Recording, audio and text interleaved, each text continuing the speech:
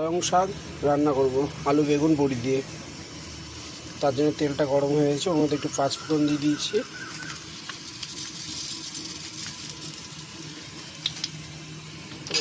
এটা একটু নেড়ে নেব।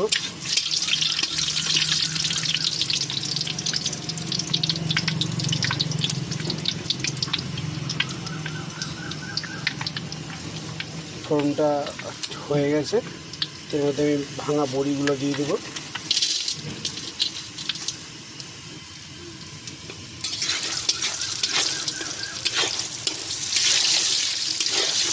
বড়িগুলো একটু ভাজা ভাজা করে নেব। আমার বড়িটা ভাজা হয়ে এসছে, এর মধ্যে আলু আর বেগুনটা দিয়ে দেবো।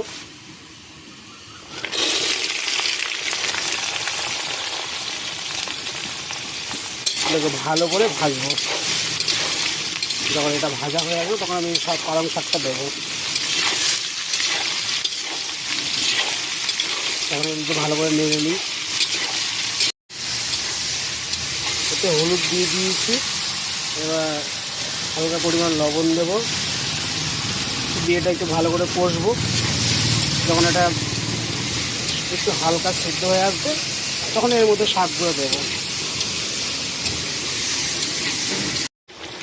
শাকটা নাড়তে নাড়তে অনেকটা কমে এসছে। এবার এই যে শাকের থেকে যে জলটা বেরিয়েছে, এই জলটা যতক্ষণ না মরছে ততক্ষণ নেড়ে যাবো।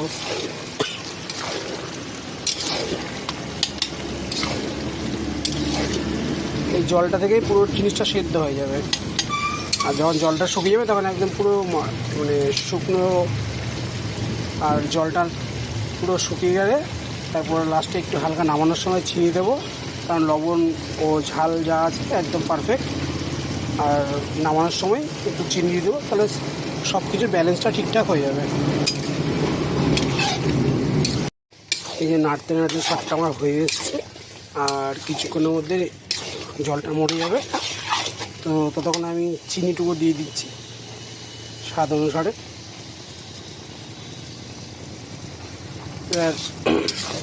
এটাকে নেড়ে নেবো, একটু জলটা মরবে, নামিয়ে নেবো।